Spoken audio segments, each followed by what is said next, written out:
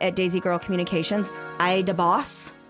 Mason, I would say you're my second in command here, and then it goes down. There's usually a chain of command, and that's not always a bad thing. But really what we're going to be talking about today is in what way is there milieu control at each of these hierarchical levels. Go hit Mason's profile because it's all there for you to see, and I will own it 100%. And unfortunately, I don't really feel guilty about it yet. I recognize the need to change, but there's no remorse yet. Unpacking Mormonism is a subsidiary of Daisy Girl Communications, LLC. All content herein is intended for educational purposes only and does not replace the advice or counsel of your personal care provider.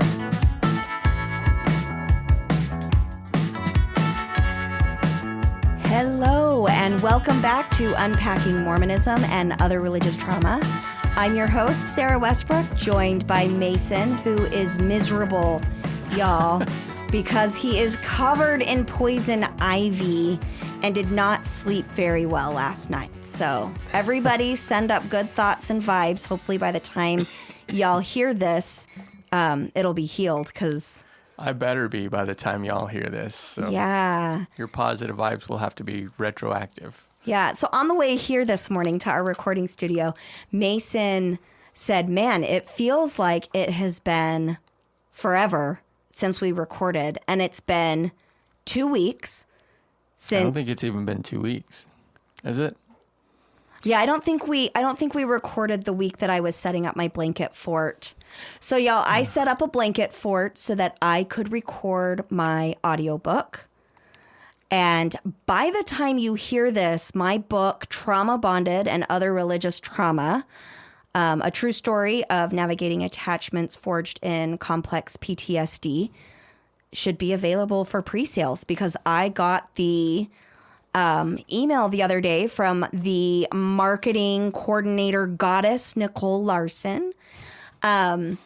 She shot me an email that I got, I think it was yesterday, and said we are about 2 weeks ahead of schedule, which is awesome, which will give us basically an extra 2 weeks of pre-launch and pre-sales options. So if you are interested in earning and getting free shit and discounts on that book, please shoot me an email at daisygirlcommunications.com so you can join our book army. I am ordering all kinds of fun merchandise and rewards, and there's going to be some incentives, so please keep your eye out for that.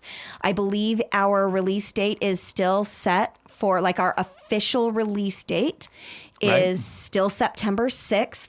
And I'm really excited that we are hitting that date, because I chose that date as my way of honoring the memory and the sacrifices of the September 6th in Mormon history, which were 6 individuals, I believe in the 70s, that were excommunicated for speaking truth. So if you're interested in that, I would absolutely encourage you to get on Google, take a look at those, and learn why each of those individuals were excommunicated. I'm hoping to do a special episode that will release on September 6th, where we talk about each of those individuals as my way of honoring people who I feel forged the path. Right. That really inspired me of speak your truth and let the consequence follow. And I think that the consequence is very telling in the long run. So that is my piece. So something else to look forward to. Yes, something else to look forward to.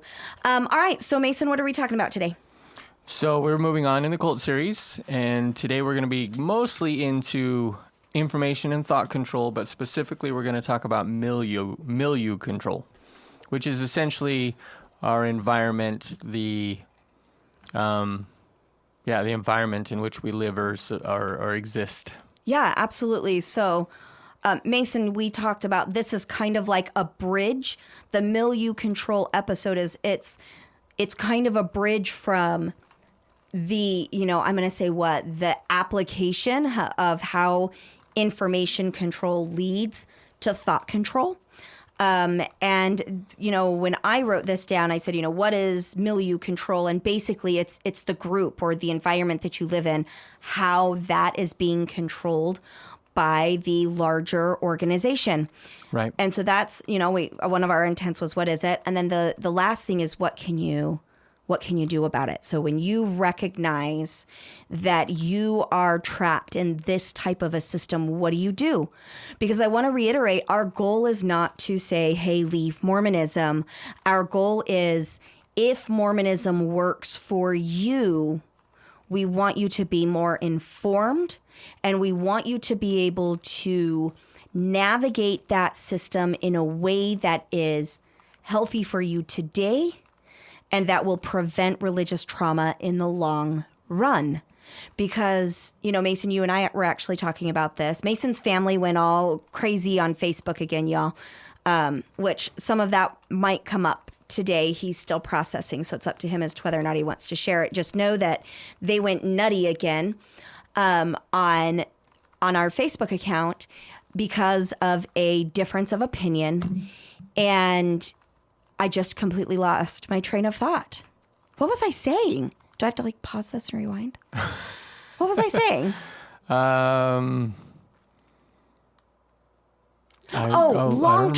Long-term health. That's what I was saying. Gotcha. Mason's family is consistent. What do you do when this happens? Right. Yeah. Because, Mason, your family is consistently accusing us of trying to tear down the Mormon church, which makes me giggle because you and I could never do that. They are a, $250 billion organization, I think is the most recent estimates of their total worth is around $250 billion. So there's no way you and I are going to be able to do that. I don't know. I'm pretty strong. Yeah. Mm-hmm. And then the other thing is, one brother claimed that we were making a ton of money on our programs so far. And I just started to laugh because, you guys, I'm going to be honest. So we got our first paycheck from the ads that we run on our show. And it was $27 and some change. And when we do our taxes, it costs us, because we pay our producer and our marketing team and our staff a industry standard wage. That is our goal here at Daisy Girl Communications. And so for each of these Unpacking Mormonism episodes, we are estimating that it costs us right around $200 per episode to produce that and get that out to you because of subscription fees. So in about 11 months, you do the math, we have done at least one episode a week. So let's just say, Mason, 40 episodes, right? We'll estimate 40 episodes. By the time this comes out, it will be closer to 50. Okay, so about 50 episodes. So 50 episodes times, Mason, $200 is how much money? Oh, don't make me do that kind of math. Oh, come on. Your phone's right there. Mine's way over there. I can't calculate without a calculator. Oh, I need to use my calculator. I need a calculator. 50 times 200 is 10,000. All right. So Mason and I thought that's what it was in my head, but it should be pretty easy. 2 times 5 and then count your zeros. If that's not an indication of the fact that I'm a little tired this morning, then nothing will be. Yeah, you guys, Mason did not sleep last night because he was itchy. And I didn't sleep last night very well because Mason was itchy. So we're both a little tired. So we've invested so far in the Unpacking Mormonism podcast about $10,000. And our first paycheck came in and we've made $27. And the reason I share these numbers is truly for full disclosure. Now, I know that your brother said that I intend to make money, and honestly, I really don't intend to make a lot of money on the podcast. This podcast is being done as a kind of a service project is how I'm looking at it, to bring relevant information and basic mental health interventions to the general public, because I know how difficult it is to get into a licensed professional for counseling, and that oftentimes you can't afford it.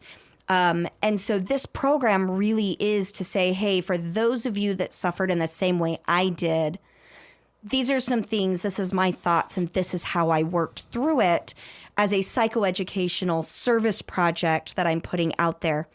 Now, he said that I plan to make money on my book, and that is absolutely true, 100% true. I did write a book. I am planning on making money on that. I will be hitting the marketing very hard on that front. But that book doesn't really have anything to do with the LDS Church. It really doesn't. Yeah. And I mean, there's so stuff in there, far, of course, because it's your story. right, But and so far, I have sold 0 copies because it's not available for sale. Although when you listen to this, that's going to probably have changed, because so, the yeah. book should be available, I believe, for pre-sales around the first week of July. Is from my understanding. I think we've got a week and a half left. So that's for us. Today is the 24th of June.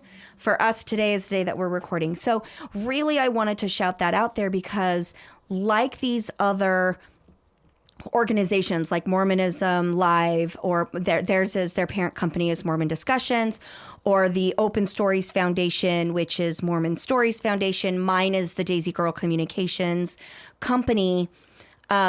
I want to be transparent with our finances because I know that there will come a time where we are going to be, getting donations and a higher level of income. And I want to put it out there very transparently that our goals in earning money for this is to pay our staff a livable industry standard wage, not to make money off of this, because basically we are utilizing this as where we diverted our tithing funds to serve on a more personal level. So that's what I've got to say today. And you might hear a little bit more about the toxic communication later. So jumping right into milieu control, unless you have something else, Mason, you wanted to say. No, let's do it. All righty. So one of the things that Mason and I talked about in our planning meeting today is that within the Mormon Church and within a lot of organizations that are cult-like, so lots of different churches, there are milieus within milieus.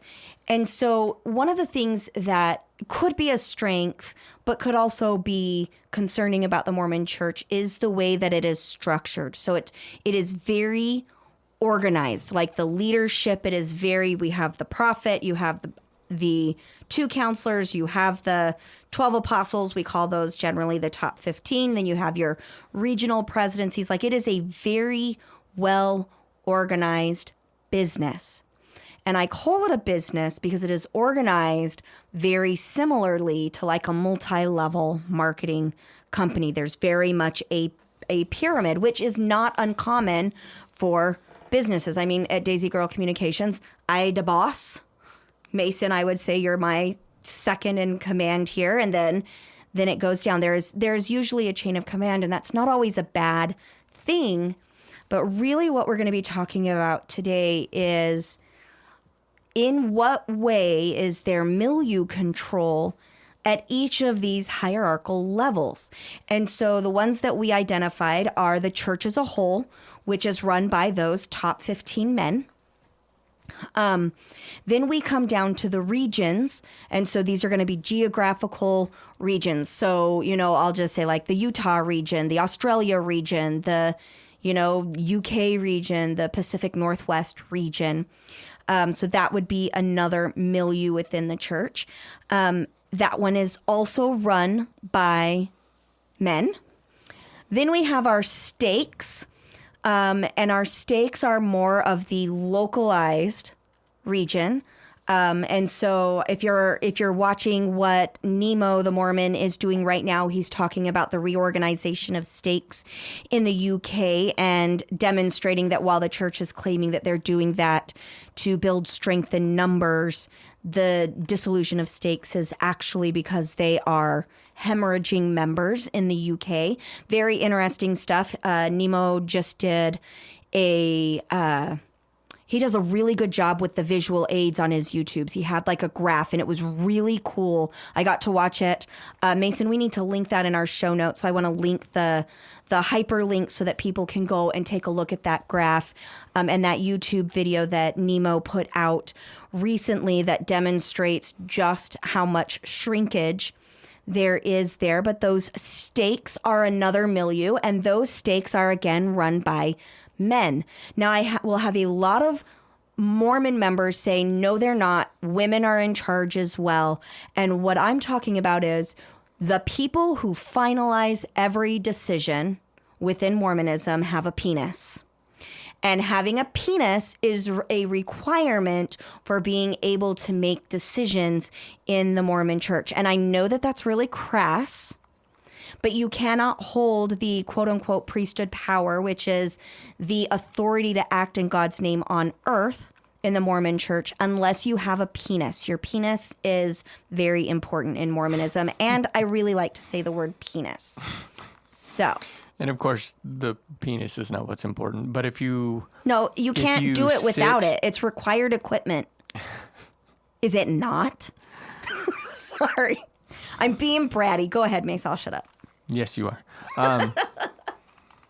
But the point being that anyone who will sit, any member of the church who will sit here and say that at a stake level and really even at a ward level, if any leader of that ward or stake group is a female and has the ability to make a decision and implement it, it's because they've been given that authority by a man. Right. They don't have it inherently in their organization. They can't do it. When I was a bishop, I tried to give all of my leaders that kind of latitude, but ultimately I have to recognize I gave them that latitude. If I don't want it to be that way, it's not that way. And many leaders, that's the way it is for them. They don't allow that. So prereqs for becoming a leader with decision-making power in the Mormon church. So like when I go in and I'm like, okay, I'm interested in filling this position, things that are required for most of the positions that I'm going to be looking at is going to be things like a master's degree and work experience, and certain licensing requirements have to be met, and I have to have fulfilled certain continued education requirements. None of those requirements for me to apply for those jobs are discriminatory because of my gender. None of them say you must have a vagina in order to apply for this job.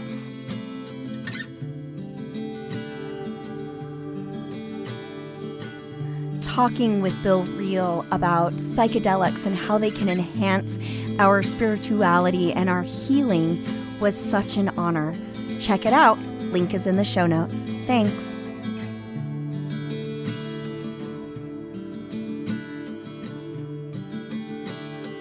Same for me in my role in medicine, yes. Correct. However, within Mormon leadership, the physiological anatomy you are born with will give you certain rights and privileges that are not afforded to others. And I think that this is actually one way that they gain control is by what I'm going to call benevolent oppression. And I actually... was working on, hang on, Mason, kill the silence. I got to grab my phone that's way over there. Sing a song. Sing a song. No, I don't think so. All right. So I was actually working on. But I could have probably found it for you, right? Right, 'cause it's I right sent it here. to It you. says benevolent oppression is difficult to identify and may be more damaging to society than despotism. Right. So I was working on some writing yesterday, and I just jotted that down as my thoughts were coming out because I think I was listening. Oh, goodness. I can't even remember what I was listening to. But no, I do remember. It was the Mormon Stories episode, the Porter girls that are the daughters of one of the Ensign Peak investing leaders of the church. Right. And I don't remember which one. I think it was episode number 2. So it was, yes, it was. It was the second episode. I was listening to that yesterday. And I believe her name was Josie. was talking about her exiting the Mormon church because of feminist issues. And as she was talking about that, and as I was jotting down notes, that was what I wrote down in my notebook. And I was like, oh, that's awesome, Sarah. Let's make a meme. So we're going to be posting that meme. It goes with this show. It will be on our website and whatnot. But when I talk about this, benevolent oppression, which is very controlling of the milieu, because a woman's voice is less valuable than a male's voice. And Mormons will tell you over and over and over that's not true. And Mason, I'm going to tell you over and over and over to stop scratching. Okay. Don't interrupt your thought for me. Oh, I'm worried about you. You're over there scratching like a crazy person. He says he's going to talk to his doctor tomorrow, which is Sunday, so that's a lie. You need to go back on steroids, babe. So anyway, Squirrel. Let me add in here, your statement is really not that different from the statement that we've quoted a couple of times from C.S. Lewis that talks about essentially benevolent oppression. So, yeah. Wait, did he say benevolent oppression? No, he called it something else. He called it something else. Yeah, I came up with benevolent oppression because we were talking about things like, I think what they said was benevolent sexism. He says, of all tyrannies, a tyranny sincerely exercised for the good of its victims may be the most oppressive. He didn't call it benevolent oppression, but that's essentially what he is saying. Right, and so this is my adaptation. This is Sarah Westbrook's rewording of what C.S. Lewis has said, which is when we work in a toxic, unhealthy way to control others, no matter how benevolent our intentions are, it's still damaging. Right. It's still not healthy. So back to our groups. So the milieu within milieu, we've got our stakes. And then our last one at the church level is the wards. And then on the more personal level, the intimately personal level would be the control of the family unit. Right. So we're really going to kind of dig into how this control interplays between controlling the information that we are getting, which also pulls in a little bit of the behavior, like what should we do about it, but ultimately how that leads to thought control so that those of us who are being benevolently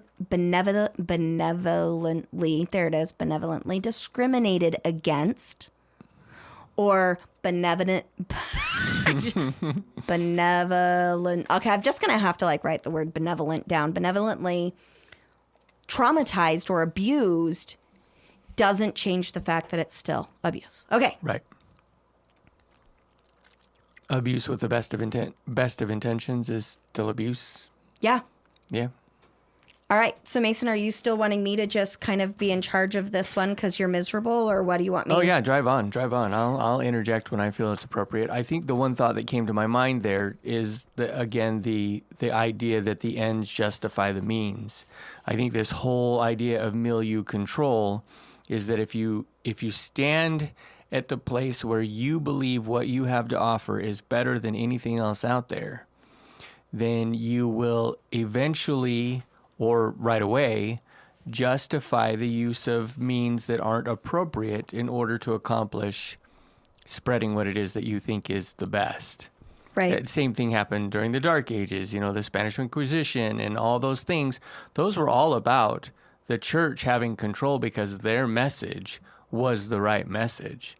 Right. Well, and that leads right into, if I come back to the Freedom of Mind handout that we've been using throughout this series that can be found at freedomofmind.com, Undoing Undue Influence in the Bite Model. On that second page, number 1, under thought control on the second page says, require members to internalize the group's doctrine as truth.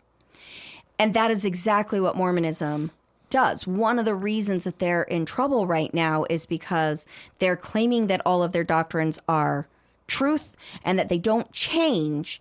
And yet, if you look back at history, almost all of the doctrines have changed in some way.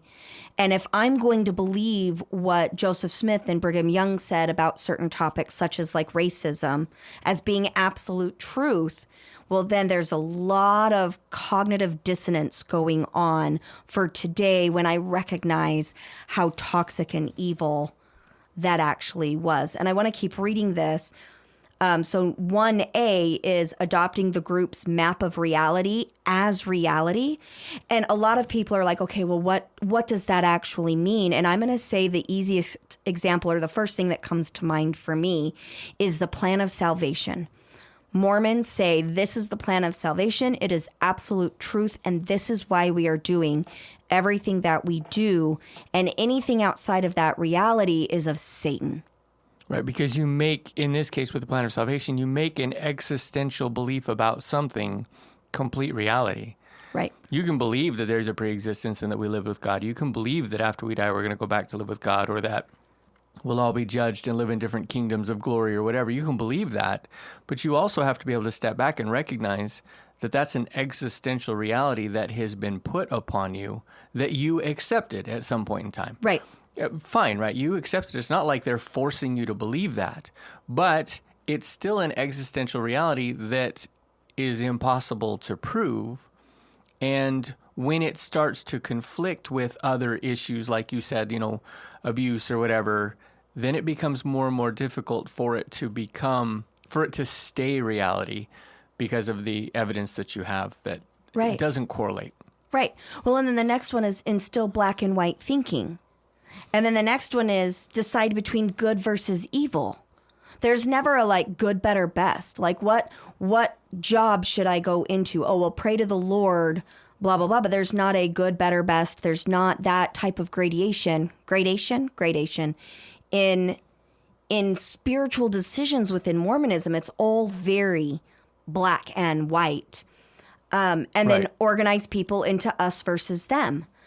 And to do this, some of the things that we are going to see in milieu control is how at each of these levels, individuals are reacting to kick out and isolate the dissenters in order to, what they would say, strengthening the members or protecting their ranks.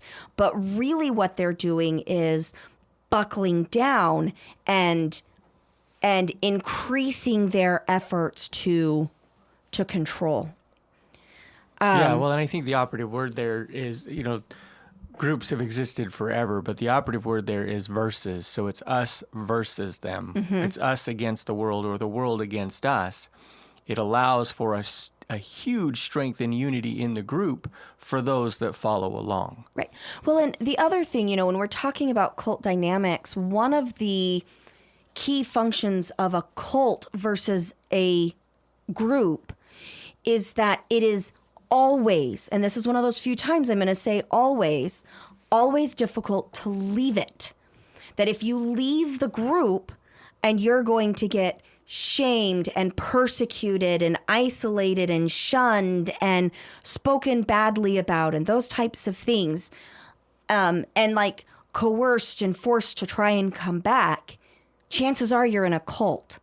Whereas if I'm in a group and I say, hey, this group isn't working for me anymore, and I leave, I might miss the group. I might miss certain functions of it, and they might miss me. But you don't have people coming after you or telling you that you're, existential fear, you're going to go to hell, you're throwing away your salvation, you're under the influence of Satan. So, I had a book club group that no longer worked for me because of timing, because they meet when I'm at work. And so I left that group, and nobody has ostracized me or shamed me or called me names or tried to sabotage my work or smeared my name because I left the book club. Therefore, my book club is most likely not a cult. Right. So the first way that we've already talked about, but I wanted to just review really quickly, that we get milieu control or group control at all of these units is by suppressing outside information. And we talked last week about all the ways that the church suppresses information. So things like for the church, you really only need to be studying church supportive materials, and anything that demonstrates the church in a bad light is considered anti, and you need to avoid that. They give the whitewashed version of history, or they restate it. They shift their language. They talk about, Luna Lindsey Corbden talks about loading the language, and we're going to talk a little bit more about that at a future episode as to what that is. But they also, one of the things I see with the church is that they make things mean. They change the definition of words, or they formulate their words in order to minimize the ickiness, or what we like to call whitewashing the icky, sticky church history. I don't think anybody feels good about the fact that Joseph Smith married a 14-year-old girl. The way that Mormons are able to mentally gymnastic and bend and stretch around this is they say things like, well, it was normal for girls to get married much younger back then, which is an inaccurate statement. Right. Census reports demonstrate that girls were usually getting married between 19 and 20, and usually to people within their, similar age groups as them. Another thing that they might say that makes that less icky is, well, he didn't have sex with her. And again, we say, well, those on the outside are like, well, that doesn't matter. He took her off the market. He stopped her ability to develop naturally with her peers. Right. His marriage to her was... It changed her life forever. Her life forever. And she spoke out against it. Well, I think one of them spoke out against it for the rest of their life, and another one did not, of the 14 and 15-year-old girls right. that he married. And so my point being that the way that they control it, or they whitewash it, they kind of grease it up with Vaseline so you can swallow the pill. Grease it up with Vaseline. My brain just went to suppositories.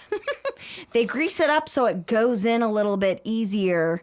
Just for the record, if you're using Vaseline for a suppository, that's a bad thing. You It need is to a change bad that thing. process. Yeah. Not advocating for that at all. Yeah. So bad.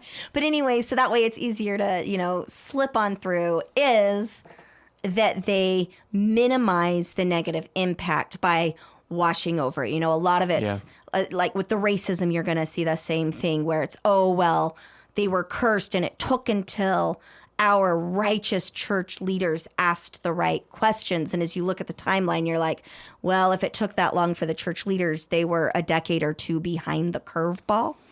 Yeah. Well, and a lot of this milieu control is about controlling the way that we think and allowing for critical thinking or not allowing for critical thinking. If you look at just that example with Joseph Smith and polygamy, if what you do first as a church or an organization is you tell people the magnificent stories of how Joseph Smith became a prophet and all the great things that he did to become a prophet, and that is all your focus. And so you make it an emotional thing. You accept Joseph Smith as faith. You have spiritual experiences that demonstrate that he's a prophet. Then you're in this place where faith trumps all.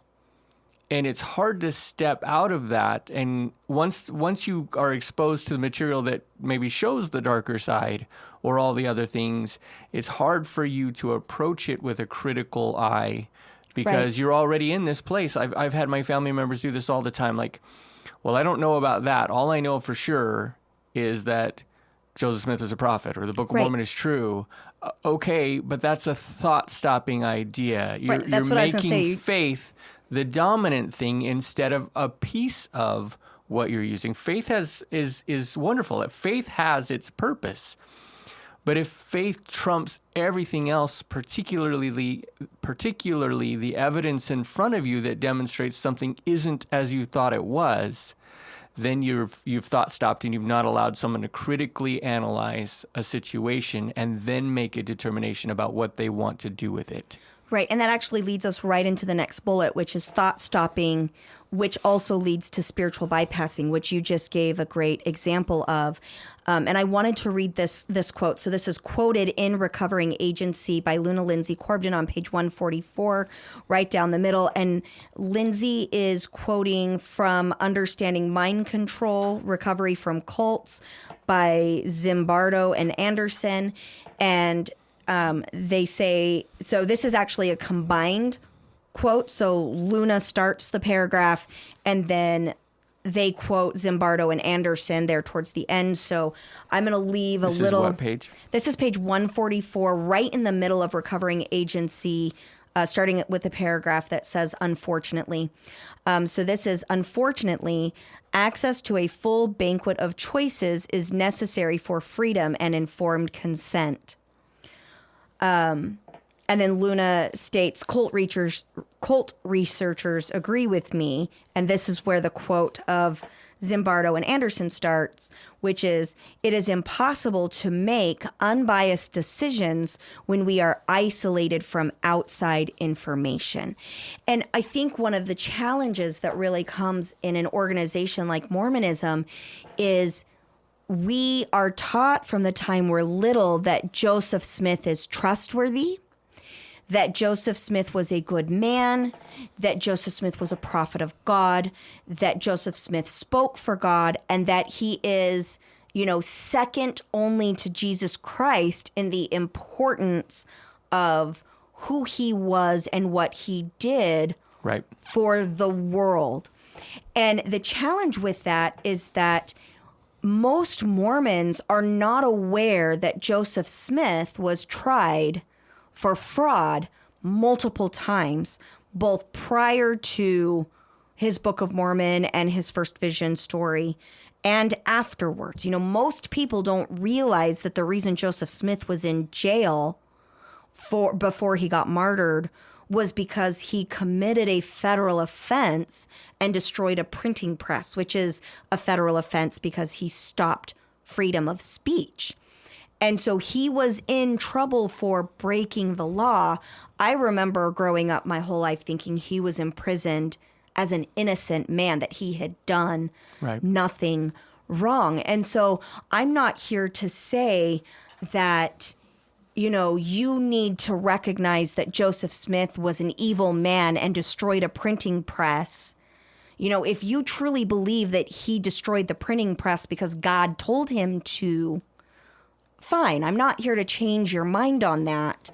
But really where we're challenging you is to get to a healthy place where you can think critically about this and say, hey, what are the perspectives of those who were not Mormon? Like how would you respond today if you found out that I blew up Fox News station? Like I went in and just completely demolished it because I feel like God told me to. What would your response be to that? And frankly, if I don't go to jail and stand trial and have to be forced for some restitution, then there's a huge issue here in our country. The fact that Joseph Smith can get away with it, but nobody else can, is icky. I remember, Mason, when your younger brother hit the age of 32, 33, and our oldest daughter hit the age of 14, I said something to you like, hey, now your brother is, if your brother was Joseph Smith, he could marry our daughter, Katie. And you got really mad at me because it's icky and our brain doesn't like it. What made it okay for Joseph Smith?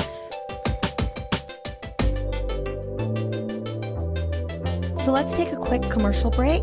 Unpacking Mormonism. We'll be right back. The mighty and resilient Merrimack River, carving through the communities of our great region. My name is Linda Lorden, proud president of Merrimack County Savings Bank. And like the river that serves as our namesake, we're a constant yet ever-changing presence. Because to us, it's bigger than banking. It's about powering communities and putting people first. It's about knowing where you came from and where you're going. That's Merrimack style. Visit us at themerrimack.com. Well, and I think the big deal coming to this milieu control is, and I kind of said this, I think, just a moment ago, but the idea is that you place, in this case, we're talking about Joseph Smith, you place Joseph Smith at this important crux in your life, that he's the prophet of the restoration, he's responsible for bringing all of Christianity back in its purity. Are you going to let something like this little thing take that away from you? Well, and the thought stop is this little thing. Right. It was Joseph Smith. We know he was a prophet of God. Thought stop. I'm not going to worry about everything else. Well, or spiritual bypassing, which is I'm just going to have faith and not address the icky because I know blank. Right. In relation to the 1,000 pages of scripture that he brought us and the restoration of Christ's true church, that other thing is just a small issue. Are you really going to let that take this away from you? And it stops you from being able to think critically about it. And in order to get that information, you have to do all the things that organization has told you are not okay for you to do. Mm-hmm. You have to look in other places. You have to think critically about the information. Well, you don't have to. You have to study it. If you want to understand the information, you have to. And the church, in this case, the Church of Jesus Christ of Latter-day Saints, the Mormon Church, teaches you not to do that. Doubt your doubts. It teaches you don't look outside of the church for information. It teaches you that because we're the true church, Satan is going to attack us more. And so everything that you're reading out there is just Satan trying to take this away from you. All of those things make you want to stay where you are instead of possibly sacrificing all of that in order to learn something that maybe isn't even that important. And it's a hard place to be because it feels like you're giving up something really, really important. And so you want to rationalize the other things because they just can't be as important as that. Right. Well, and, something that's very interesting, here is when I talked about, when I jotted down this thought about benevolent oppression, these are the types of things that I'm talking about. Because within the group, within the milieu of Mormonism, the thought stopping, the spiritual bypassing is, quote unquote, the right thing to do. Because everything is good versus evil. Right. Yeah. So what that means is that from the time we're itty bitty, because we're taught to thought stop and spiritual bypass, and your questions are okay as long as they're not challenging of the doctrine. Like as long as your question is to better understand that we are right, you can ask it. But if your question is about better understanding objective fact, you better not ask it. It's that balance, and that is benevolent oppression. And what ends up happening is from a very young age, we are stopping our youth from thinking critically. Right.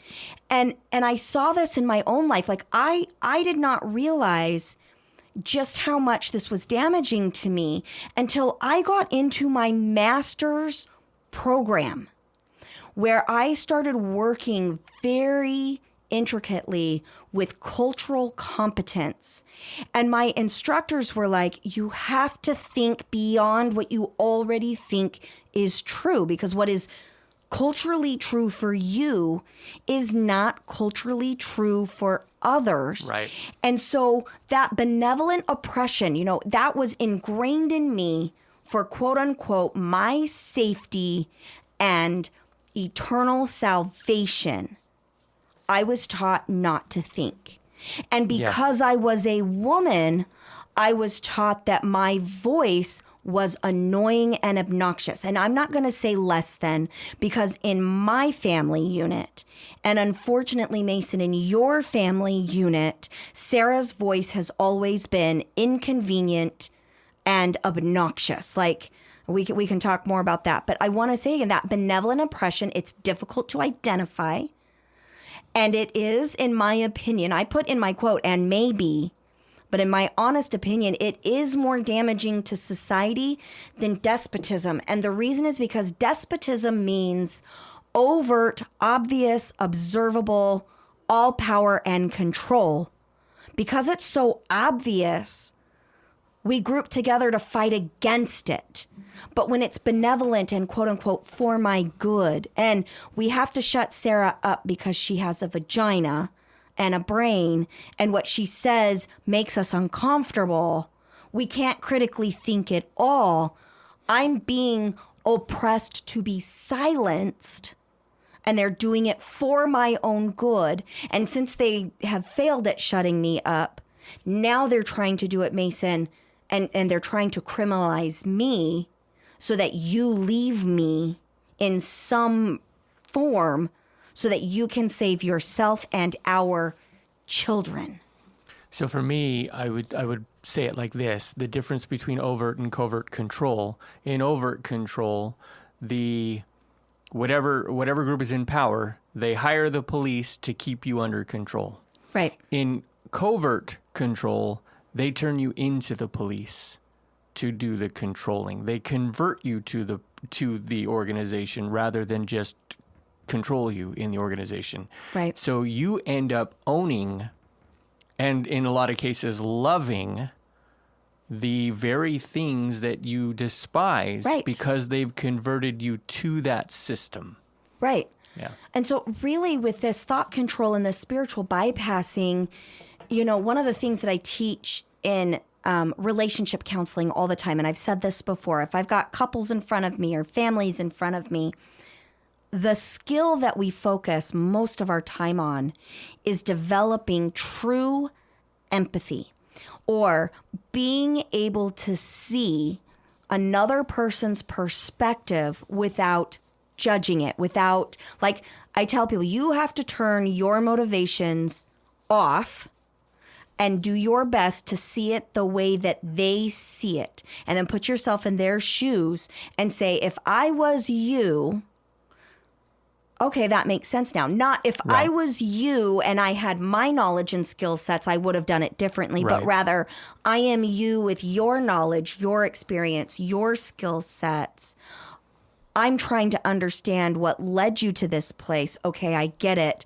Now let me respond. And as I see my clients develop that level of empathy and then learn how to not only have that level of empathy, but verbalize it so that their partner sees that they've got it, or their kid or their parent or whomever it might be, that heals things.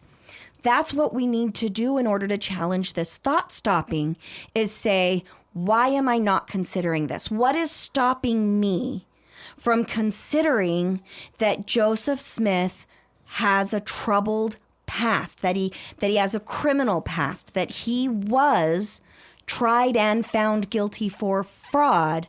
Because if I go straight to, oh, that's from the devil, it was just the devil that did that, you're thought stopping. Whereas if you say, if I was the farmer that had hired Joseph Smith to find the treasure, and I had dug up acres and acres of land, and it was always just beyond reach, what would that be like for me, the farmer? So if you can't challenge Joseph Smith's person, why don't you challenge the people that were affected and impacted and harmed, those who perceived harm by Joseph Smith? What was their experience? Because as you're able to do that, as you put yourself in the shoes of the 14-year-old, as you put yourself in the shoes of the men that were, conned out of their money during Joseph Smith's treasure digging days, as you say, hey, I'm going to look at polygamy from the outside looking in, the women's perspectives. Right. What am I thinking? What am I feeling? How is this impacting me? How about I put myself in the shoes of the husband that comes home and finds out that Joseph Smith married my wife while I was gone? Now, what am I thinking? What am I feeling? And how is that from God? I'm asking you to stretch. I'm asking you to think about it critically, yeah, in order to better understand from a fuller contextual viewpoint what that could mean. Yeah, well, and if you go back to this handout about the bite model from Stephen Hassan, in number 3, thought control, which you mentioned already, that's where you've been quoting from. If you go down to number 7, it says... Oh, hang on, let me get there. It says, okay, go. Teaching thought-stopping techniques which shut down reality testing by stopping negative thoughts and allowing only positive thoughts. And then he gives several examples, but I want to just reiterate that, which shut down reality testing. Mm-hmm. You can't even test to see if what you believe or what you've heard is real.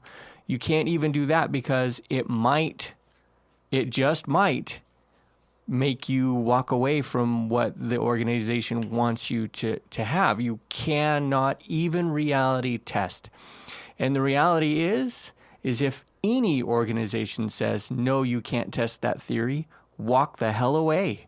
Right. Because they have stopped you from verifying for yourself what is real. Now, the church... But I want to clarify something, because our goal is not to tell people to walk away from the organization. But I would say walk away from or challenge the people within the organization telling you not to do that. Because I believe that you can be within the Mormon church and think critically and embrace the good things you gain from it and leave the bad things. Sure. It's difficult, so walk away but from it can that be. Process, yes. Yeah, okay. walk I away from don't the necessarily process. mean to walk away from that organization, although that is what I said. But yeah, walk away from that process because that is not healthy. Now, the LDS Church, Christianity, lots of different organizations will tell you things like, we tell you to figure it out for yourself. But you have to figure it out for yourself under their prescribed specific methods. Like pray about the Book of Mormon, right? Everybody gets told to pray about the Book of Mormon. So I'm pausing you because I want to put in the circular logic is pray about the Book of Mormon. But if the answer isn't that it is true, who is wrong? Right. Well, and then if you go over to number 4, emotional control on the bite model, number 3 says make the person feel that problems are always their own fault, never the leaders or the group's fault. So let me share something, if I can, for a second here, something personal. It's not from my brothers. I posted something that I think it was Jim Palmer had posted 14 reasons why religion sucks, basically. He had been a preacher, and these are the 14 issues that I have with religion in general. And one of my colleagues from a previous station with the Army, very Christian, posted in, and basically it was a long post to me, response to me, but in essence it says, I wish that you would just accept Jesus in your life. Mm-hmm. And here's what I wrote about that. I haven't posted it back to her, but I just want to share what I wrote. I said, respect where you stand on this. I respect where you stand on this issue. I always have. Here's my personal struggle with it. I've spent more time praying to, loving, seeking a relationship with, studying, preaching, and teaching the message, genuinely testifying of the truth of the message, etc., than anything else I've done in my life. So can I ask you a quick question? Yeah. Is this colleague a Mormon colleague? No. Christian colleague. Yep. Okay, keep going. So I've spent more time adhering to that message in my life than anything else I've done. And then I said, and yet, whenever someone has a crisis of faith, me in this case, the answer is always do more. Without any real look into what has been done. It lacks empathy or understanding of the journey someone has gone through. Because the Christian/Mormon/Muslim, etc., believes there is no chance that their message is lacking in any way, they are unable to truly meet the struggling person at their level. In their minds, it must always be that the person's fault. It must be that person's fault because to admit there might be issues with the message creates a crack in the foundation of truth they cling so tightly to. I've been where you are, so strongly dedicated to the truth, quote unquote, that I refused to see any other perspective, and the people in struggle around me were often left without comfort from me. The only thing that changed was me learning to see things with faith and with logic. They don't marry up for me anymore, and I refuse to ignore facts in the hopes that the message is true. I also have seen how the message of religion hurts people. I won't stand by and ignore that either. But the real point there is that it doesn't matter what I have done in my life. If I ever start to question, in this case, Jesus, the answer is always, you got to go back to Jesus. You got to go back to Jesus. You got to go back to Jesus. You have no idea why I've stepped away from Jesus. You didn't ask, you don't know, and you assume that I'm the problem. Well, and have you stepped away from Jesus? Because my understanding is you've stepped away from the Mormon dogmas that don't add up. Let's take a quick break, and we'll be right back. Chicken tacos should only be trusted to chicken professionals. That's where we come in. Introducing Zaxby's new chicken finger tacos. One comes with pico de gallo and creamy chipotle ranch. And the other comes with bacon, lettuce, tomato, and avocado ranch. Chicken experts since 1990. Chicken taco experts since now. Order yours today in the Zax Rewards app. Woo, saucy! Zaxby's.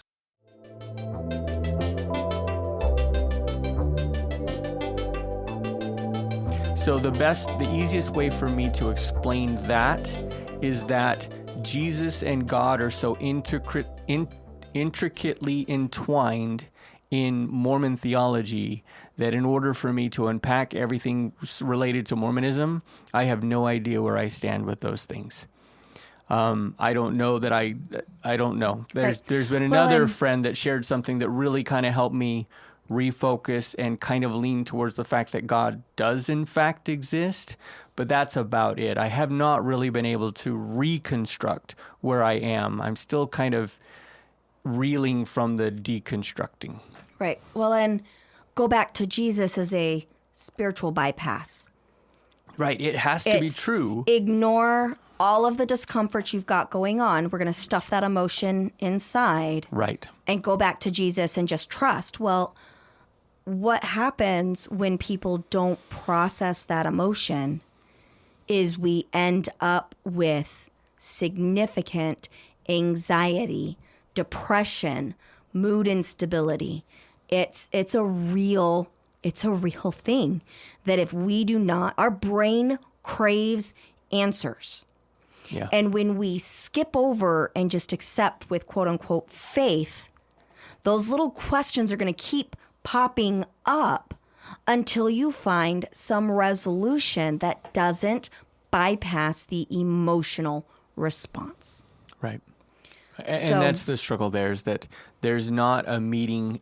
And frankly, I've been there. I meant what I said when I said that. I've been there. I've been in the place where it was completely bypassing. Like, oh, I get it. You're struggling, man. You got to come back. This is the truth. You got to figure out a way to get back here. Mm-hmm. Instead of saying, dude, that sucks. Yeah. Explain to me why this is hurting you so much. Okay, I get it. Yeah, I understand I had to go through that with you as you were deconstructing, Wait, right? what? And I didn't do a very good job of it at first. Wait, what?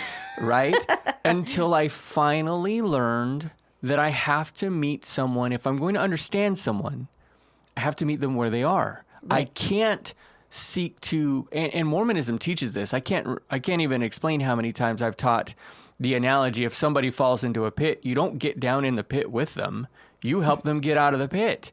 And which is really funny because Brene Brown, in her Power of Vulnerability, and something that you have just embraced, especially when you were a bishop, was Brene Brown says true empathy is climbing into the pit, right, but knowing your way out. Right, exactly. Don't get into a place that you can't get yourself out of. But if you want to be understanding of someone, if you want to be compassionate, you cannot seek to just pull them out. You have to go be with them where they are. Mm-hmm. And then maybe once you've done that, maybe you can then help them get out of the pit they're in. But you have to go in simply to be with them. Well, and the way that you do that is you have to be okay with being uncomfortable, mm-hmm. and in uncomfortable places with people. Yes.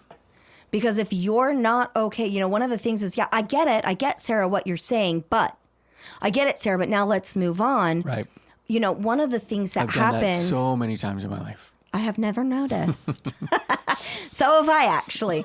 But one of the things that is the most significant when somebody is grieving the loss of a significant family member to death, we'll say. One of the things that they struggle with is that people will get, 3-6 months out and they're like, okay, look, they've been gone a long time. You need to move forward. They're not ready, and that's okay. Like, you need to be able to sit with people in that space for prolonged periods of time. Now, you can take breaks from it. If I'm not going to sit with somebody, for me as a counselor, 24 hours a day, 7 days a week for 6 or 7 months, that's not what's required. But every time I sit with that person, if that is where they are, then I'm going to feel with them where they are. This is the goal. This is not how I actually do it. Sometimes I screw up, y'all. I screw up a lot.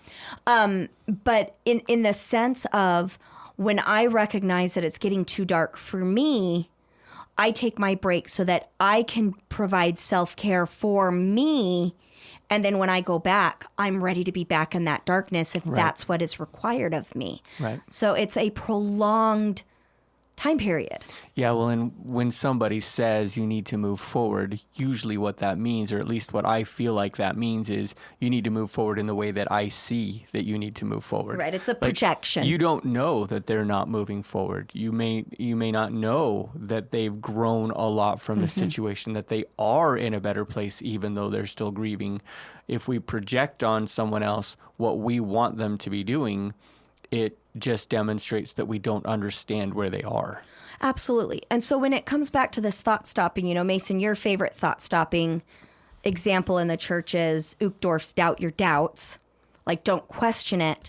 And really, thought stopping is a purposeful choice to shift gears due to a feeling of discomfort with no intention of coming back to it.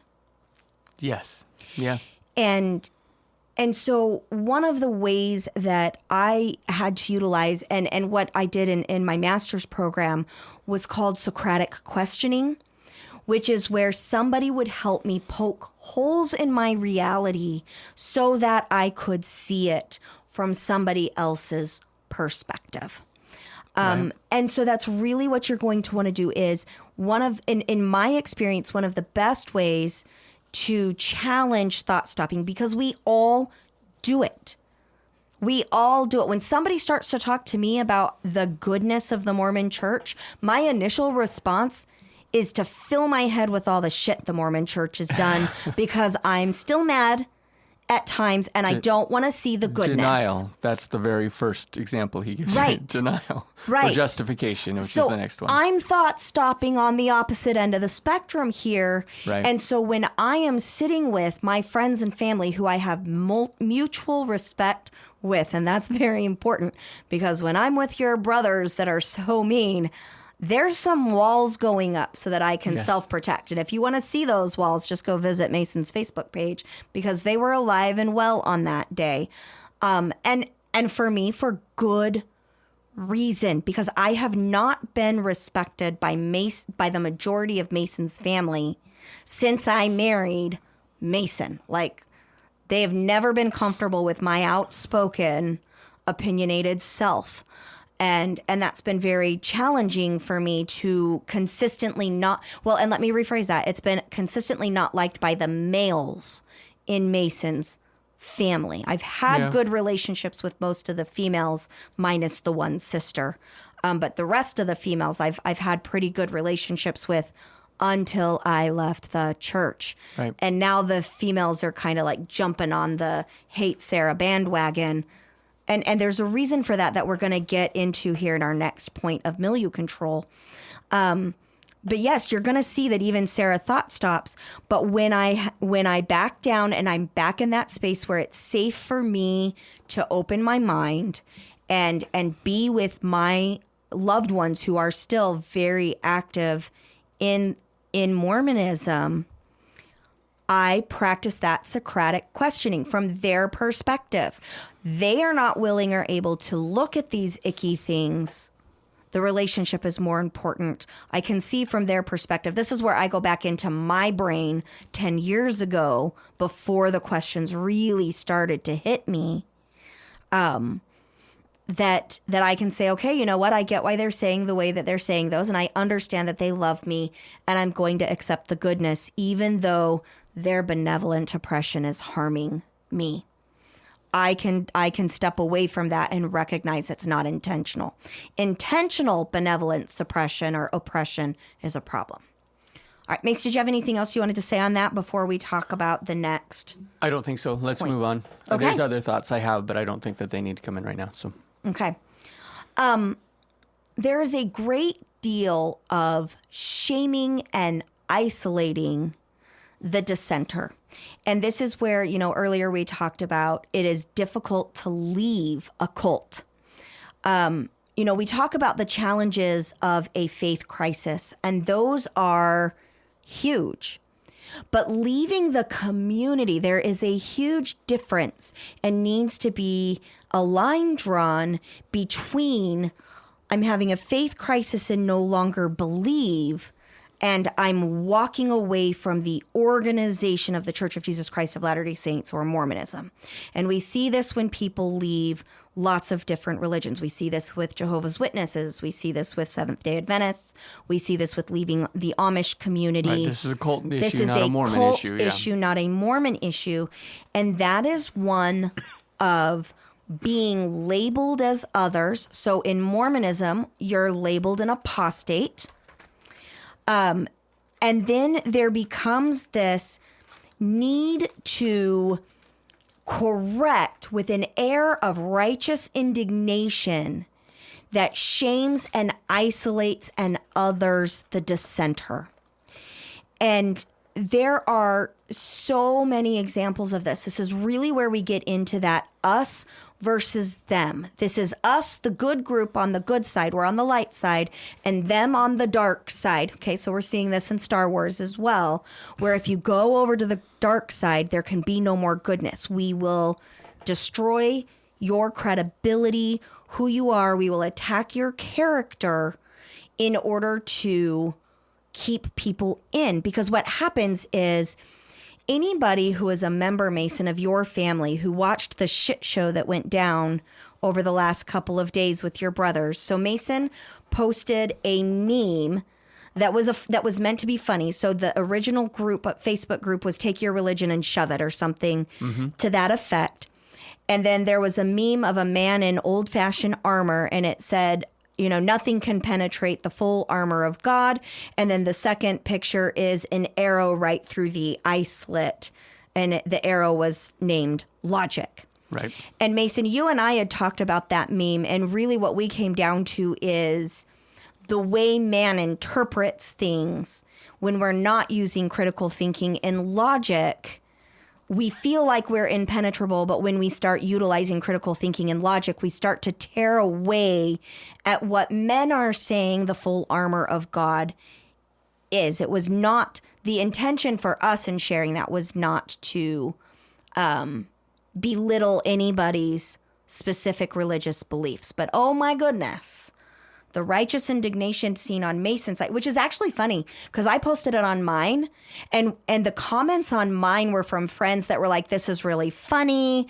I really appreciate this." I even had one person that private messaged me and said, "I love this story in the Bible, but you're right, the way that men have portrayed what this actually means is flawed, and we really need to look at it from a healthier space," and blah, blah, blah, blah, blah. So I didn't get the same response on Mason's, and I'm pretty certain that's because people are a lot less comfortable challenging Sarah on media than they are challenging Mason. And specifically, really the only people that we see causing this type of righteous indignation, Mason, on our social media really is your family. Like, we're not really getting that from our friends or our outside community at all. It's really coming from your family. Not very much. And my thought here is that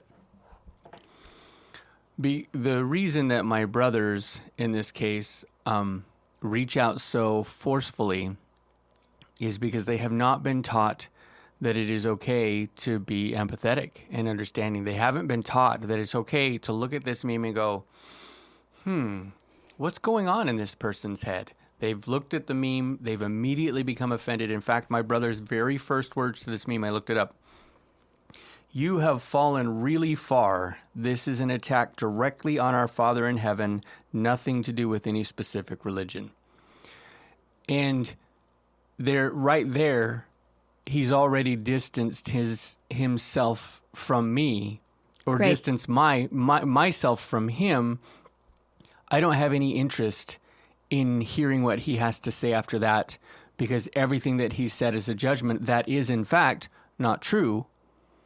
It's Right, all because- just been a judgment. There's been no empathy. There's been no attempt to understand or be curious about what's going on in my head. Right, because what it is it appears, I'm not saying that this is what it is for your brother, because I don't want to return the inaccurate judgment, but what it appears is that he has taken his interpretation of what that meme meant and is stating as a matter of fact that it's your interpretation and you're not allowed to challenge that thought because you're wrong, because he's mind reading. Right.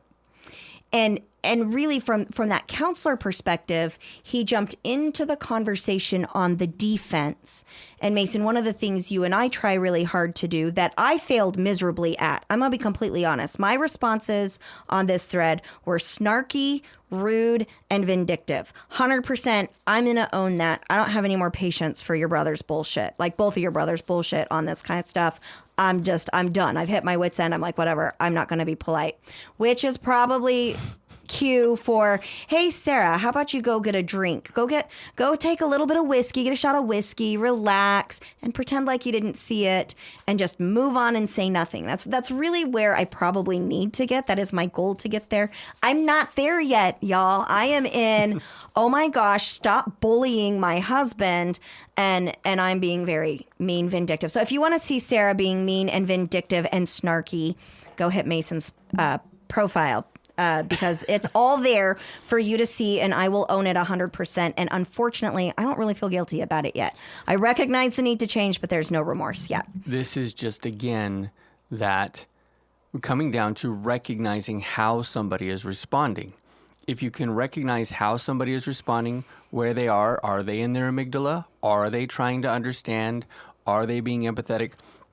I never took the opportunity to correct my brother's assessment of what I thought the meme meant. I never did that. I disagree, because you said you didn't ask me what I thought it meant. So let me finish. Okay. I never tried to Wait, correct... I should stop interrupting you? Yes, in this case especially. I never tried to correct what he thought I meant by the meme. I did tell him that he didn't ask, that isn't what I meant, that this isn't where I was going. But 3 times, at least 3 times, he told me what I thought the meme meant and what I was doing by posting it. If you're going to tell me 3 times that you know what I'm thinking, I'm done trying to tell you that you're wrong. Right. And why are you done? Because it doesn't work. Right, It because doesn't help. this is what we're striving to do. This is the skill we're trying to instill in our children, which is read the room. Right, and be able to step away. Right. Are they open to hearing what you have to say? Is there a history of them trying to understand? Right.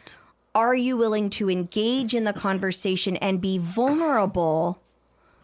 Right. In this situation, and is the this answer out of character is for them, or is this completely in character? right. And for this them? is unfortunately completely in character, which is why for me, my responses are very protective. Like my amygdala is fired up in the sense of stop bullying my husband. So we've already had to get your family stop bullying Sarah. Then it's been stop bullying Sarah's kids, and now it's like stop bullying Mason. Like right. and It's because they don't know anything else to do. They can't sit with the material because they're scared to death right, of because, the material. Well, and they are thought stopping and spiritual bypassing. Right. The most common theme is, I know this to be true. This is good in my life. Nothing else matters. And we're not saying throw it out. We're saying This is think. This is milieu control. Right. We're trying to help our listeners recognize that those things are milieu control. If you can recognize that that's what's going on, then you can decide where you go with that. Right. But if you can't recognize that what they're doing is trying to control your environment, you're going to get stuck in a process that isn't healthy for you. Right. Well, because your younger brother, they're all younger than you, but the younger of the younger brothers shamed you for throwing away your eternal family and your temple covenants and your salvation. And like he went right into that area. And really what they are teaching everybody else around them is, if you follow Sarah and Mason, we'll do this to you too. Right. Well, and just to clarify. But what I want to so this is what's going on in Mason's family. This is what's going on for many people trying to leave cults or toxic religious environments. And Mormonism was toxic for me. I'm going to be just straight up. It was toxic for me.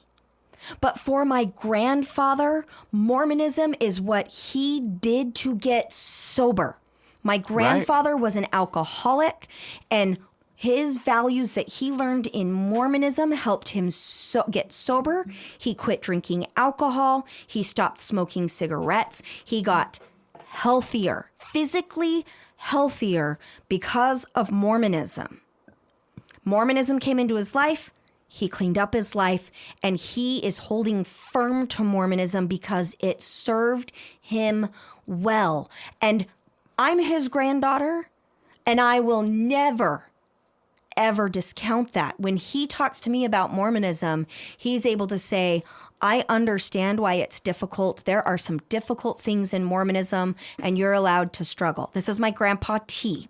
Okay, so for those of you who read my book, this is Grandpa T. He is an amazing, thoughtful, gentle soul. Yeah. And I didn't know him when he was an alcoholic, but my aunts and uncles did, and they have talked about that shift in his personality and how much safer he became for them, which I'm certain is one of the reasons why my mom is struggling, because my mom has, before we stopped contact, talked about some of the things that bother her, but she always goes back to the Mormon church made her childhood safer for her. That's why that's why we're not out to try and destroy the church or ask somebody to leave it, because for some people, the Mormonism might in fact be life-saving, life-changing. For other people, it is not. And my grandpa has been able to demonstrate that he can love me implicitly, wholeheartedly, and he will not shame me for making the choice to leave. Right. Not at all. And he and I can talk about what makes me uncomfortable, and we hug at the end, and it's beautiful. Right. It is beautiful. And I'm so grateful to have a grandfather, because of my family, I don't have very many people that are Mormon and still hold the space for me not to be. Right. My other aunts and uncles that I'm close to are not Mormon and have not been for years. Right. So it is possible, and I want to honor it when it's possible. So yes, your brothers are showing their children, if you leave, this is what I'm going to do to you. If you dissent, if you question me, this is how I behave.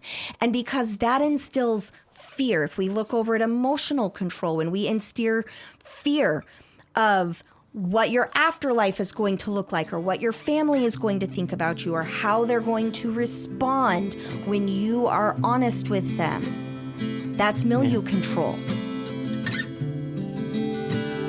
Time for a commercial break. We'll be right back. Shop Plato's Closet tax-free August 2nd through 4th for back-to-school styles. We sell the trendy, gently used styles you need to make a difference in the world and in your wallet for back-to-school shopping. Save up to 70% off regular retail prices by choosing recycled styles. Save even more when you shop tax-free this weekend. Make a change that others can respect and repeat. Shop Plato's Closet in North Charleston and West Ashley this year for your back-to-school looks. Plato's Closet, located in West Ashley on Sam Rittenberg Boulevard and North Charleston on Rivers Avenue.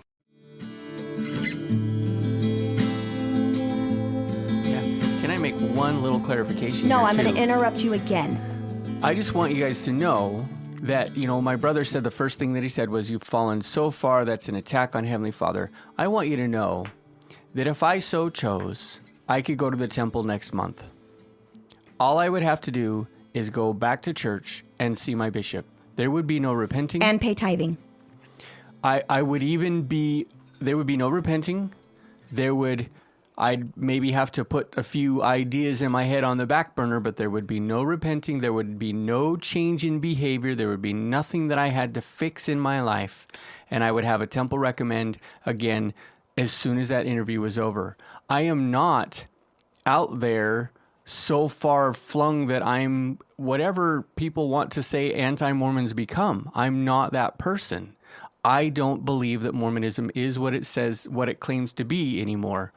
But that doesn't mean I'm living outside of even what they consider their standards. And so to be told by someone like this that that's essentially the case just lets me know he doesn't know. He doesn't have any idea where I am. He only has what he thinks, and he seeks to lambast it. And frankly, his behavior just pushes me further away. It doesn't invite me back. Right. Well, and once again, I want to reiterate, these are brothers that you have spent how much time with since you got home from your mission? Not very much. Not very much at all. Like, we've seen the younger brother, we've made every effort to see both of them. Yeah. To be completely honest. Like, the fact that there's any relationship. And then the one that are you okay if I share this? This is the one the other brother sent you that put on Facebook and then pulled it off. If you think it's appropriate. Because I do, because I want to demonstrate the extremism in the shame and isolation that some people will go to try and control. Because sometimes it's subtle and sometimes it is so overt that I want you to see both. There is a spectrum here of how this is benevolent oppression, because your brother sent what I'm going to read to you here in a minute as a righteous indignation. I'm doing the right thing by calling my brother out for what he is doing. And it's pretty awful. And I forgot the point that I was trying to make. So I'm going to go ahead. I had a point and then it just keeps going out of my head because, Mason was itchy last night, so neither of us slept very well. Alrighty, so this is what Mason's brother said to him. As I am sure Facebook is going to ban me for my post to you. Oh, I remembered I was going to say. It was about, we have gone to these brothers to try and maintain a relationship. They have never come to us. And the post I'm about to read, the only time this brother has come to you of his own free will and choice has been to ask for money. And that's it. Like, no birthday, like no phone calls for happy birthday, no phone calls for happy Father's Day, no phone calls for, hey, how you doing, man? He has only reached out to ask for money and to call you to repentance. And that's been our history. I'm sure that's not 100% true, but it's not untrue. Yes. Maybe not only. Right. Well, black and white thinking, right? I'm sure that there have been times along the way that wasn't the case, but for the most part, you're not incorrect. Right. So, brother, and I think we've identified this brother as brother number one every time. So he says right there at the beginning that, Facebook's probably going to ban me for posting this. He did post this on my Facebook page, and then he sent me a text. I got it first thing in the morning, so he sent it sometime in the middle of the night, And then a couple hours after posting on Facebook, he pulled it back down. Which but means he wanted to Facebook- make sure. Right, which means that Facebook didn't ban him for this, because I got a Facebook ban or restriction the other day or yesterday actually, because somebody was like, you can have $1 million now guaranteed, or I'll give you $3 million if you fight and win your third at. And so I did my at, and my third one down was my daughter, Katie. And so I sarcastically posted to Katie, I said, Katie, I'll whoop your ass, then we'll go spend the money or something like that, right? And 30 seconds later, Facebook banned me and restricted me for inciting violence. So my sarcastic, playful comment, that's the robots at it for you, because the robots Right. cannot read into, come on, AI people. They didn't read my sarcasm. And my daughter, she laughed. I showed it to her later, and she laughed hysterically. And then she called me naughty the rest of the day. So why don't you go ahead and read the post? Right. Squirrel. And then squirrel. we probably need to get close to finishing up here, huh? Yeah. Alrighty. So, brother says to Mason, as I am sure Facebook is going to ban me for my post to you, I want to make sure you see it. So here it is. Trigger warning, there is a lot of F words in this. So go fuck yourself. Mason Westbrook, you are full of shit. You are not on some fucking mission to make things better. You are just like every other fucking Mormon that has left the church. Not once have you come out and preached what you now believe. Your new beliefs, what the fuck are they? All you are doing is running around telling all of us that we are wrong. Maybe we are wrong. Who the fuck knows? I'm so tired of your arrogant, self-righteous shit. You have it all figured out. If we would just listen to you. You overeducated, self-inflated fuck. How about you just leave well enough alone and move on with your life? You think you're on a mission to save, with lots of A's, the church, to save us all. If only your undereducated blue-collar family would listen to you, go fuck yourself. Now, one of the things that I find interesting is the disparity in income here, because your brother seems to think that we have a lot more money than we actually do.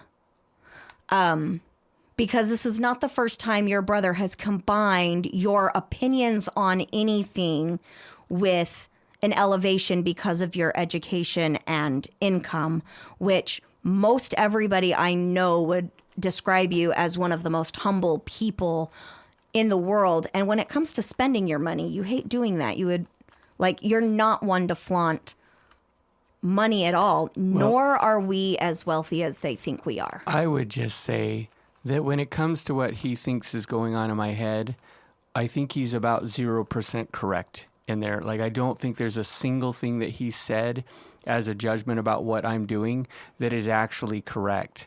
And so it just demonstrates to me, like, I don't appreciate all the language and all that stuff. Like, if you know me, you just know that that's not the case. Right. Mason hates the F word. He glowers at me when I say it. But ultimately, it's the ideas that he has in there that demonstrate that he hasn't tried to understand me at all. Right. Well, and what I want to point out is shame and isolation. What about this message? Milieu control, right? Right. This is Mason, shut up. And this is the same brother that has told you, Mason, that your marriage was doomed, or told me that that I'm dooming our marriage and that I'm ruining you. This is the same brother that has talked about, all kinds of, he's been pretty harsh. But, I just find it really interesting. Number one, we're like every other Mormon that has left the church. So just in case you were wondering, everybody who leaves the Mormon church apparently starts a podcast and speaks out, which is, of course, logic. It's flawed logic, right. But he's utilizing it to shame and isolate. He uses the fact that you have a doctorate degree against you. He uses the fact that you have a very good job. Now, one of the reasons I laugh about, and we talked about our income in the beginning, is Mason was in the military until a year ago. So his income was, all you have to do is look up what his rank was, and you would see what our annual income was up until almost a year ago, right? Yeah. Almost a year ago. You could have set our income. Now, our income has vastly changed the last year since he left the military, but we have been in the blue collar side until a year ago. Well, technically, I still am. I just work for a living. I'm not Right. white collar at all. Right. There you go. So we're still blue collar.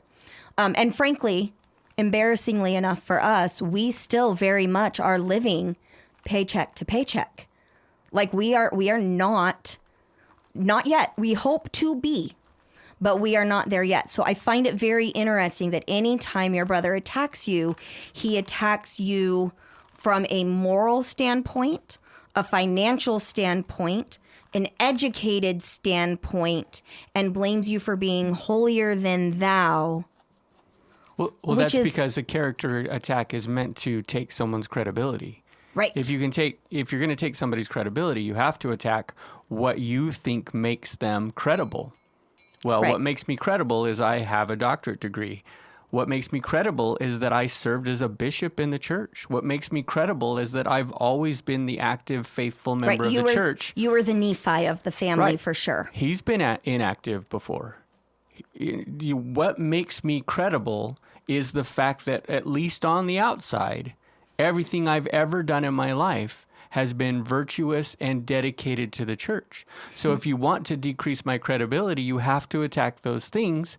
And that's what he did. Now, when you talk about finances, of course, the church is obsessed with people being successful. Yes. Because it is a quote unquote indication that you're being faithful. Right. The more money you have, the more righteous you are. Right. The more blessings there are. So Right. then you have to attack that as well, because everything that he just attacked, first off, it doesn't exist in the way that he thinks that it does, but everything that he thinks he just attacked increase my credibility as a witness of what's going on. I'm not an idiot. I have an education.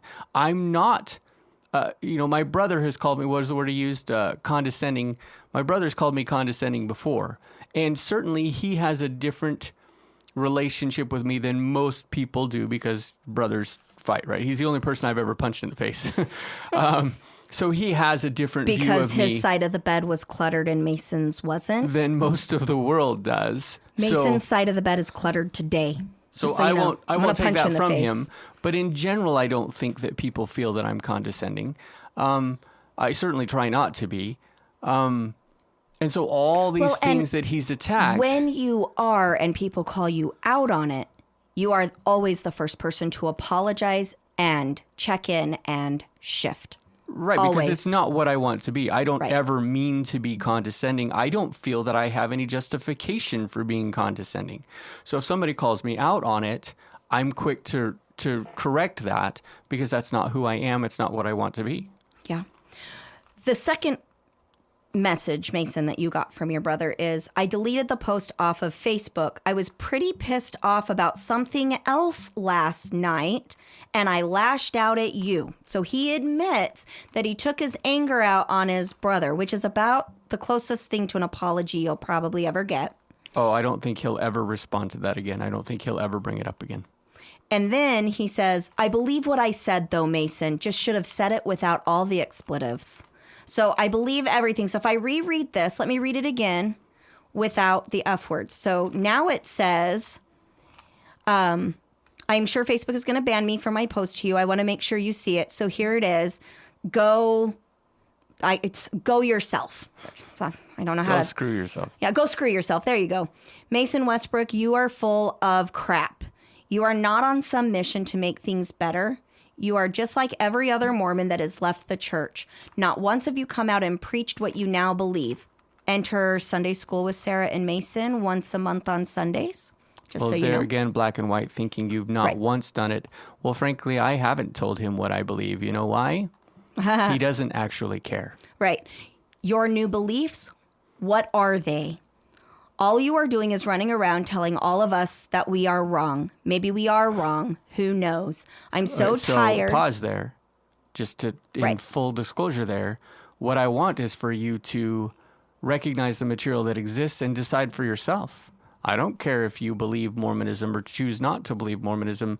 That's on you. I simply want you to know that there are a lot of things out there that Mormonism doesn't want you to know. Right. Well, if they don't want you to know, what are the reasons? We're helping to we are helping to bring light. I'm on an informational crusade. Right. You're on an informational crusade of objective fact. And if we make mistakes, please let us know so we can correct them. And a behavioral health. We want to help bring you awareness on what to do with the information because it hurt us. So we're here to say we will hurt with you because we get it. All right. Here we go. I'm so tired of your arrogant, self-righteous stuff. You have it all figured out if we would just listen to you. You overeducated. Which I don't.